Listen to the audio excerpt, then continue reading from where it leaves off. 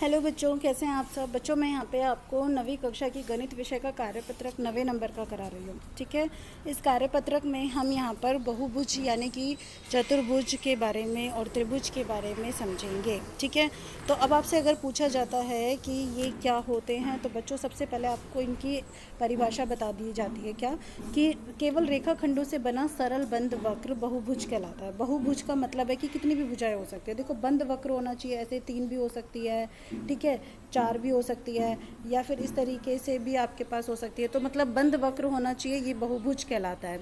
बहुभुज का जो वर्गीकरण है वो उनकी भुजाओं की संख्या के आधार पर किया जाता है।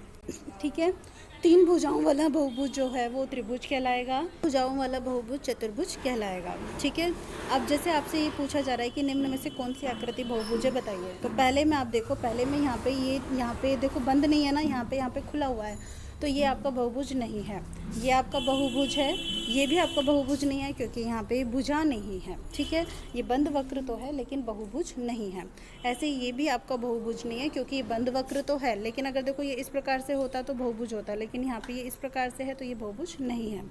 तो अब यहाँ पे आपके पास जो त्रिभुज और चतुर्भुज की हम बात करते हैं, उन्हें हम यहाँ पे देखेंगे कि जो भुजाओं की लंबाई है या कोणों के आधार पर हम उनको कितने भागों में बांट सकते हैं। ठीक है बेटा, तो जैसे अब आप बात कर रहे हैं त्रिभुज की बात कर रहे हैं, तो त्रिभुज में जो 3 भुजाएं होती हैं, अगर तीनों भुजाएं समान हैं तो आप बोलेंगे समबाहु त्रिभुज। ठीक है, अगर 2 भुजा समान है तो आप बोलेंगे समद्विबाहु। द्वि का मतलब 2। अगर तीनों भुजा बराबर हैं तो समबाहु है। अगर आपकी 2 भुजा बराबर है तो समद्विबाहु है, और तीनों असमान है तो विषमबाहु है।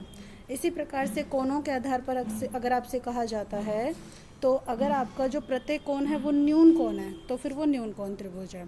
अगर एक कोण समकोण है तो समकोण त्रिभुज है, और अगर एक कोण अधिक कोण है तो फिर अधिक कोण त्रिभुज है। ठीक है, अब जैसे यहाँ पे आपसे कह रहे हैं कि यहाँ पे आपको ये त्रिभुज दिए हुए हैं, आप बताइए कि कौन कौन से त्रिभुज है। तो अगर हम पहले वाला त्रिभुज देखें तो यहाँ पे 10 सेंटीमीटर लिखा हुआ है, यहाँ पे भी 10 सेंटीमीटर लिखा हुआ है, तो यहाँ पे इसकी 2 भुजाएं बराबर हो गई है, तो ये कौन सा हो जाएगा, समद्विबाहु त्रिभुज हो जाएगा। ठीक है, अब इस तरफ देखो, यहाँ पे आप देख रहे हैं कि भुजाएं तो सबकी है अलग अलग। ठीक है, अच्छा एक बार बताओ, समद्विबाहु है और ये भी तो दिख रहा है ना, ये क्या होता है, समकोण, तो ये हो गया समद्विबाहु और समकोण त्रिभुज। ऐसे अब दूसरे में हम देखते हैं तो भुजाएं सबकी कैसी है, यहाँ पे अलग अलग है, अलग अलग है, तो ये हमारे पास हो गया है विषम बाहु त्रिभुज। ठीक है, विषम बाहु त्रिभुज के साथ साथ हम देख रहे हैं कि ये आपका 90 डिग्री से ज़्यादा का कोण बन रहा है ना, तो ये आपके साथ साथ यहाँ पे विषम बाहु के साथ साथ क्या हो गया है, अधिक कोण हो गया है। अब इसके बाद नेक्स्ट यहाँ पे थर्ड देख लीजिए, इसमें तीनों भुजाएं आपकी कैसी हैं, बराबर है। तो तीनों भुजाएं बराबर है तो ये कैसा हो जाता है, समबाहु त्रिभुज हो जाता है, और साथ साथ में प्रत्येक कोण कैसा है, यहाँ पे 90 डिग्री से कम है, तो समबाहु के साथ साथ न्यून कोण भी हो गया। ठीक है, अब इसके बाद कुछ गुणों के बारे में बात कर लेते हैं जो कि चतुर्भुज के होते हैं। समलंब चतुर्भुज। समलंब चतुर्भुज बच्चों इस प्रकार की आकृति का होता है कि इसमें आपकी 2 भुजाएं तो आपकी क्या होती है, समांतर होती हैं। ठीक है, और परंतु उनकी जो लंबाई है वो अलग अलग होती है, मतलब एक आपकी बड़ी हो जाती है और एक छोटी हो जाती है। ठीक है, दूसरा होता है समांतर चतुर्भुज। समांतर चतुर्भुज में बच्चों आमने सामने वाली भुजाएं जो होती है ना, वो आपकी कैसी होती है, बराबर होती है, आमने सामने वाली भुजाएं। ठीक है, इस प्रकार से भी हो सकता है या इस प्रकार से भी हो सकता है, आमने सामने वाली, और इनके विकर्ण एक दूसरे को समद्विभाजित करते हैं, यानी कि समान 2 भागों में बांटते हैं। जैसे कि अगर ये आपने समांतर चतुर्भुज लिया है तो एक ये वाला और एक ये, तो ये इसके बराबर होगा, ये इसके बराबर होगा, तो ये 2 समान भागों में बांटेंगे। इसके बाद आता है आयत। आयत बच्चों इसमें क्या कह रहे हैं कि समांतर चतुर्भुज के सारे गुण होते हैं। कहने का मतलब ये होगा, सम्मुख भुजाएं जो होती है आमने सामने की, वो समान भी होती हैं, समांतर भी होती हैं, प्रत्येक कोण इसका समकोण होता है, और साथ साथ में विकर्ण क्या करते हैं, एक दूसरे को समान भागों में भी बांटते हैं, और साथ के साथ विकर्ण जो हैं वो बराबर माप के होते हैं। ठीक है, तीसरा समचतुर्भुज।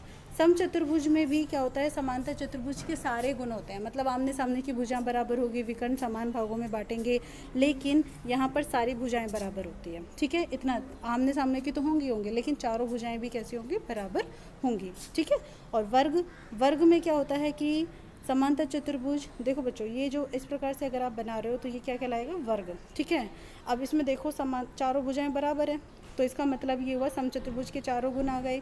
ठीक है। आयत भी यही कहता है कि आमने सामने की भुजा बराबर है और प्रत्येक कोण समकोण है, तो ये भी हो गया। ठीक है। और तीसरा समांतर चतुर्भुज, समांतर चतुर्भुज में भी आमने सामने की भुजाएं बराबर भी और समांतर भी हैं। ठीक है, तो ये सब इसमें आ जाते हैं। अब इन पर आधारित कुछ प्रश्न है जिसमें हमसे पूछा गया है कि आपको बताना है सत्य है या असत्य है। तो पहला देखिए, एक आयत का प्रत्येक कोण समकोण होता है। बिल्कुल होता है जी, एक आयत का प्रत्येक कोण कैसा होता है, देखो समकोण होता है।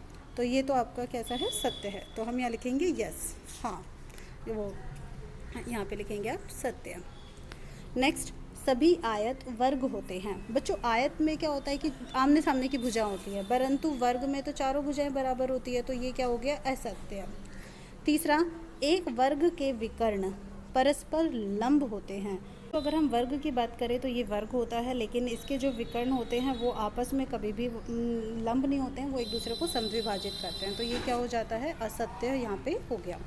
चौथा, एक समांतर चतुर्भुज जो होता है इसकी सभी भुजाएं बराबर होती है। सभी नहीं होती बच्चों, आमने सामने की भुजाएं बराबर होती है, तो ये हो गया असत्य। पांचवा, सभी वर्ग समांतर चतुर्भुज नहीं होते हैं। बच्चों सभी वर्ग समांतर चतुर्भुज होते हैं, ठीक है, होते हैं। अभी बोला ना, जैसे यहाँ पे देखो वर्ग में क्या लिखा हुआ था, इसमें समांतर चतुर्भुज, आयत और सम चतुर्भुज सबके गुण होते हैं, तो इसका मतलब सभी वर्ग क्या होते हैं, समांतर चतुर्भुज होते हैं। तो ये गलत बात बोल रहा है, तो ये क्या हो गया, असत्य। फिर नेक्स्ट, सभी आयत समांतर चतुर्भुज होते हैं। हाँ बच्चों, सारे के सारे आयत जो है वो समांतर चतुर्भुज होते हैं। ठीक है, तो बच्चों यहाँ पे आपकी वर्कशीट कंप्लीट हो गई है। अगर आपको कोई प्रॉब्लम हो तो आप कमेंट करके बता दीजिएगा, और अब मिलेंगे नई वर्कशीट पर। तब तक के लिए bye bye, tata, thank you so much for watching this channel.